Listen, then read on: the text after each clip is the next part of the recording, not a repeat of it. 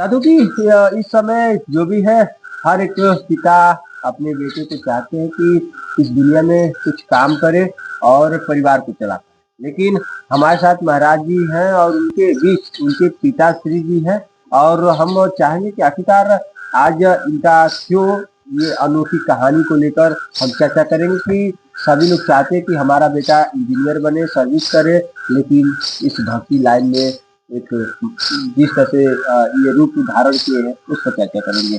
सबसे पहले अपना परिचय बताइए। मैं रामकिशोर गुप्ता, ग्राम मकदेलपुर, जिला आजमगढ़ का निवासी हूँ। अच्छा, कब आपको लगा कि जो है ये बचपन से ही इनका मन था कि इस लाइन में आना है, या फिर कब? बचपन से पूजा पाठ में तो इनका मन था ही जी। और बीच में मैं उड़ीसा रहता था, बिजनेस करता था। मेरा कोयला का और शराब का धंधा था। तो ये बात ये लोग घर पे रहते थे, पढ़ाई लिखाई घर पे इनका था। तो बीच में कुछ ऐसी घर में समस्याएं हो गई। उनकी माता जी को इनको मैं लेकर उड़ीसा चला गया। तो वहाँ ये थे अपने मामा के। तो वहाँ पर एक दिन मुझे फ़ोन आया 10 बजे कि पापा मेरा तबीयत खराब है, मेरा क्या हो गया है? तो बोले नहीं, मैं उठ ही नहीं पा रहा हूँ। क्यों? तो बताया कि ये छूने से नीचे एकदम पूरा काम ही नहीं कर रहा, एक बैग। रात में खा पी के आए, घूमे टहले, तब रुक ही नहीं पा रहे हैं। तो उनको बुलाए, ले गए, डॉक्टर को दिखाए तो डॉक्टर आलसी ने ऐसे दगा कर रहे, देखे कहे तो कहे इसका एकदम खत्म हो गया है, ऑपरेशन करना पड़ेगा। तो MIR कराए। थोड़ी देर बाद हमको कह रहा है पापा अभी हम दौड़ेंगे, आप परेशान मत होइए। अच्छा। मैं तो भाई परेशान था कि क्या हो गया बच्चे को। इन्होंने कहा नहीं, मुझे ठीक हो जाऊंगा मैं। तो मैं रिपोर्ट लेने गया MIR का, तब तक ये उठ के अपना चल दिया, घूम रहा। हमने कहाँ गया? बोला उधर गया। बोले ये कैसे हो गया? तो फिर ले गए डॉक्टर के यहाँ, न्यूरो वाले के पास। न्यूरो वाले देखा, बोला अरे भाई ये ताजुब की बात है, लड़का आपका ऐसा किस चलने लगा। वो भी देखा, बोला अरे तो ताजुब हो गई। अच्छा वहाँ फिर लेकर के आए। तो 1-2 महीने के बाद फिर घर में ऐसे बैठे थे। ये इनकी माता मैं तो दुकान पर था, तो इनका मेमोरी फेल हो गया, एक बैग गिर गए। इनकी माता जी रोने लगी, फोन की, मैं भाग आया। वहाँ भी देखा, ये पहचान ही नहीं रहा, तो मेमोरी पूरा पूरा डिटो, पूरा मेमोरी डिलीट हो गया। अच्छा अब क्या करें? तो फिर ले गया भुवनेश्वर में, अपोलो अस्पताल है बहुत बड़ा, वहाँ ले गए, डॉक्टरों को दिखाया उठाया, बोले हो जाएगा हो जाएगा। उस दिन दवाई वगैरह दिया, CT स्कैन वगैरह कराए। उसके बाद 15-20 दिन के बाद ये लाइट बना दी, दुकान दुकान सप्लाई देते। एक दुकान वाला हमको कहा भैया लड़का कहाँ है आपका? मतलब ऐसी बात हो गई है, कहना तो कैसे क्या करें, लाइट तो खत्म हो, लाइट तो है घर में, तो मुझे सब कुछ मालूम नहीं है क्या रेट है क्या नहीं। तो उन्होंने कहा ठीक है आप लाख दे दीजिए, जब लड़का ठीक हो जाएगा तो हम सब कर लेंगे। तो ये बैठा था वहीं, माँ से इसकी बात कर रहा हूँ, तो माँ ये बोल रहा क्या हुआ क्या हुआ? हमने तुमको क्या बताऊँ? कहा नहीं बताइए ना, बोला ऐसी बात है, बोला ले चलिए हमको वहाँ। तो मैं उसकी दुकान पे ले गया, अभी मेमोरी एक बैग। अच्छा। ठीक है ना, एकदम सही हो गया। मैंने कहा हाँ जी भाई, वैसे चलो भाई। उसके बाद घर पे आए, तो घर पे भी माता जी का थोड़ा इसमें कृपा हो गई थी इनके ऊपर। तो घर पर थे, एक दिन ऐसे सोए थे घर में, रूम में, हम भी थे, इनकी माता जी भी थी। तो लाइन कट गया, इन्वर्टर बैठ गया, तो हम लोग चले गए बाहर। इनको ही बोले बाहर आ जाओ, वहाँ क्या कर रहे हो? इन्होंने कहा नहीं, कुछ बोल नहीं रहा। तो 1 घंटे के बाद मैं फिर आया रूम में, मतलब भाई इतनी गर्मी में क्या करे हो घर में? तो बोल रहा है कि पापा क्या कहे, हमारा तो एक अलग पूरा सूख गया, हम उठ ही नहीं पा रहे हैं। तो अब हम तो 2 बार तो झेले थे इनसे, तो इसलिए मैं बोला नहीं, अब क्या कहें, मैं रोने लगा।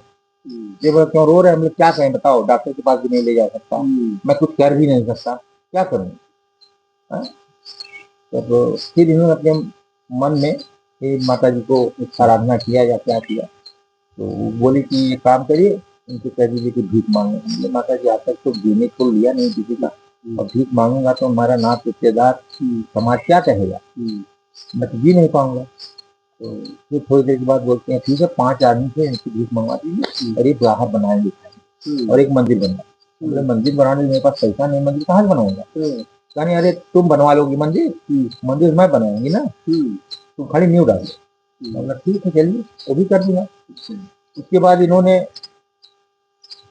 उठाए दूसरे दिन, तो गए अपने गांव में ही 2-4 जन कह के आए, तो गया इनको लेकर के गए मेरे साथ पकड़ करके। तो वहाँ से भीख इनको दिया, लोग लेके आए, अपना बनाना चालू किया, बस ठीक हो गया, तुरंत सब क्लियर। अब तो सब सही हो गया, खाना बनाने लगे। 4 साल 5 साल इन्होंने अपना बनाया खाया, अब सही है। हाँ अब एकदम फिट है। हम तत्काल सही हो गए थे। अब जैसे जनता क्या हुआ, जनता आती है। प्रेरणा जो मिली कि मंदिर बनवाना है, तो पिताजी बोले कि पैसा नहीं है, और इनकी प्रेरणा थी कि घर से पैसा नहीं लेना है। सर्वप्रथम तो ये प्रेरणा थी घर से पैसा नहीं लेना है ना। तो हम बोले नहीं लेंगे तो कैसे हमारे पास कोई कमाई था, क्योंकि हम कमाई धमाई छोड़े, हमको कम से कम बहुत दिन हो गया था, हमारे पास पैसा नहीं था। तो फिर जब ये बोली भीख मांगने के लिए, हम 5 लोगों के घर से भीख मांगे, और यहाँ आके जैसे भोजन बनाना शुरू करते हैं, तत्काल सब कुछ सही हो गया। तत्काल ये कोई माने या ना माने, हमारे पे बीता है, और गांव के सब लोग जानते हैं, आप किसी से पूछ सकते हैं। तो उसके बाद से फिर यहाँ जब फिर हम बनाना शुरू किया, हम घर के अंदर नहीं जाते, बाहर बनाते थे, खाते थे, अपने हाथ से बनाते। अब अपने घर पे बनाते तो खाते, नहीं तो अदर कहीं नहीं खाते थे। हम बनारस सुनारस चले जाते थे, बलिया चले जाते थे, तो 20-20 दिन रह जाते थे वहां, नहीं ना खाते थे ना पीते थे। तो फिर बीच में मंदिर का कार्य शुरू हुआ, फिर बीच में आदेश हो गया था कि कंठ मेरा बंद हो जाएगा। मेरा कंठ बंद हो गया, मैं ना बोल पाता था, ना मैं खाता था, ना बोलता, मैं बोल ही नहीं पाता था। मैं पानी भी, अन्न जल सब त्याग था। इसके बाद फिर मंदिर का जब नींव पड़ा, उसके बाद हमारे पास तो कोई गुरु थे नहीं, हमारे पास गुरु थे नहीं। तो उस समय जब प्रेरणा हुई संत के बारे में, तो हम गए एक संत दरबार में। वहां से जब मना हो गया हमको, मतलब उनके जो शिष्य थे मना कर दिए, तो हम यहाँ आए, तो हमारे आंखों से आंसू गिरा। हम घर में बैठ के पूजा करते थे, सब आंसू गिरा। तो हम वहीं से माता जी का आदेश हुआ कि ध्यान लगाओ आएंगे। ध्यान जब लगाना शुरू किए, तो हमको प्रेरणा हुई कि हम नवरात्रि के पहले दिन आएंगे। लेकिन हमारे मन में डर रहता था कि कहीं हमारा केवल भाव बना है। लेकिन जब नवरात्रि के पहले दिन फोन आता है कि हम निकल चुके हैं, तब बहुत खुशी हुई। और मैं कह रहा हूं, बहुत बिरले संत ऐसे मिलते हैं, कहीं हो जाते थे 10 मिनट से ज्यादा नहीं रहते, लेकिन यहाँ आए हैं 3.5 घंटा रहे, जनता की भी सेवा की। और हमारा सौभाग्य था कि उनके सिर चरणों को छूने के लिए सब तरसते थे, लेकिन हमने उनको अपने पूरे बाहों में उठाया। और उसके बाद वे तो अब समाधिस्थ हो गए, लेकिन कभी हम कहीं फंस जाते हैं तो गुरु की प्रेरणा मिलती है। और एक बात और कहना चाहते हैं कि देखिए, सब लोग जो कहते हैं कि ये सब ढोंग है, लेकिन जिसपे जो बीतता है वो जानता है। अगर ढोंग है तो मैं बताता हूं, डॉक्टर फेल कर देता है। यहां से मरा हुआ जानकर एक बच्ची आई थी और यहां से हंसते हुए गई है। एक हमारे गांव के बगल में एक गांव है, बच्चा पूरा जैसे लगता था कि है नहीं दुनिया में, मरा। वो लड़का लेके आए, केवल हमने बोला बाबू उठो, उठ गया। मैं कुछ नहीं किया हूं, सब माता रानी की कृपा से होता है। मैं तो एक निमित्त मात्र हूं। और मैं कहता हूं बार बार, अगर आपका विश्वास सच्चा है तो भगवान आपको स्वयं मिलेंगे। आप अपने हृदय में ढूंढिए, कहीं जाने की जरूरत, किसी बाबा सोखा तांत्रिक क्या मत जाइए। आप स्वयं में ढूंढिए, आप स्वयं में ढूंढिए, तो भगवान मिलेंगे। बहुत रहस्यमयी कहानी रही, हमने साझा किया महाराज जी से। और इनकी जो बातें रही, एक कहानी जो है, जो देखा जाए लोग विश्वास कम करते हैं, लेकिन उनके ऊपर गुजरा है।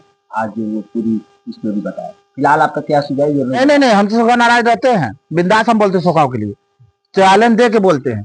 सोखा लोग शोषण कर रहे हैं। ठीक है दोस्तों, महाराज जी देखा जाए तो बहुत लोग सोखा तांत्रिक जो है उन्हीं के पास लोग जाते हैं, और जो भक्ति की आस्था का जो जहाँ केंद्र है वहाँ लोग कम ही आ जा रहे हैं, यानी कि देवी देवताओं के पास कम और ज्यादा सोखा के पास लोग। देखिए, जैसे क्या है कि सोखा जो है हर गांव में मिलता है। अच्छा। और जो साधना करने वाला व्यक्ति हर गांव में नहीं है, बहुत बिरले ही है। तो जैसे क्या है, हम सोखाओं की गलती पहले नहीं देंगे, पहले जनता की गलती है। जनता सोखाओं के यहाँ जाती है तो पहले बाबा बाबा करके उनको सर पे बैठाना शुरू करती है। मैं कहता हूं, आप जहां जा रहे हो अपने काम से, आप कुछ मत बताओ।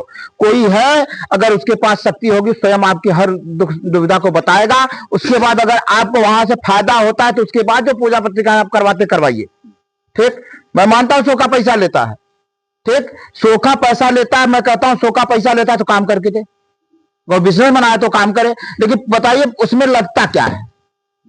लेकिन हाँ, सोखा भी पैसा लेते। देखिए आज जैसे बनारस में पंडा भी पैसा लेते पूजा कराने का, वो तो अपना कर्मकांड है, वो हम नहीं जानते हैं। लेकिन गांव में जो सोखा, गांव के जो सोखा है, पहली बात तो अनर्गल बात करना, झूठ बोलना। अगर कोई चल गया सर दर्द करा, उसको प्रेत पकड़ लिया, ब्रह्म पकड़ लिया, गलत बात है। मतलब कोई जाएगा उसके ऊपर कुछ नहीं, कुछ जरूर बताएंगे। लेकिन आप अगर सही हो तो आप पहले पहुंचिए, अपनी बात को मत रहे। क्योंकि हमारी जो आज की अशोका का शिकार कौन होती है जाने? ज्यादा करके महिलाएं। क्योंकि महिलाएं पहुंचती है तो बाबा बाबा करके पैर छूती हैं, पैसा चढ़ाती हैं। मैं कहता हूं पैसा मत दो, पहले जाओ, पहले उनसे बिन बताए कि हमको कुछ परेशानियां हैं, आप बताइए। जब वो सही सही बताता है, आपका मार्गदर्शन करता है, तब आप उससे जुड़िए, अन्यथा मत जो जुड़िए। लोग ऐसे जगह पे जाते हैं उनके लिए क्या कहेंगे? जो जाते हैं तो जान लीजिए वही तो इनका बढ़ावा दे रहे हैं। तो वो लोग क्या करेंगे? क्या करेंगे? छोड़ दीजिए। मतलब आप स्वयं की साधना करिए। देखिए एक बात हम बताना चाहें, जैसे सोखा जो है वो भी किसी की साधना करके ही आपका रक्षा कर रहा है। कोई अगर संत महात्मा, वो भी किसी की सेवा करके ही रक्षा का, और सोखा गृहस्थ आश्रम में रह के आप की रक्षा करने का दावा ठोकता है। तो क्या आप स्वयं भाव भजन करके अपनी रक्षा नहीं कर सकते हैं? मूर्ख तो आप हैं। आप स्वयं में अपनी साधना करिए, स्वयं में भरोसा रखिए। परमात्मा के घर में देर है लेकिन अंधेर नहीं। आपका कर्म कुछ बिगड़ा है तो प्रारब्ध तो बनना ही बनना है, आपको कष्ट मिलना है। लेकिन आप जब कष्ट पाते तो सोचते हैं कि शॉर्टकट रास्ते पे चलने के बाद धोखा मिलता है, ये जान लीजिए। जीवन अगर 100 साल का मिला तो काहे के लिए जी रहे हो? सीधे 100 साल के बूढ़े हो जाओ, करोगे तब तुम मोह लगता है। इस शॉर्टकट रास्ता छोड़िए, आप स्वयं में साधना जगाइए, स्वयं को पहचानिए।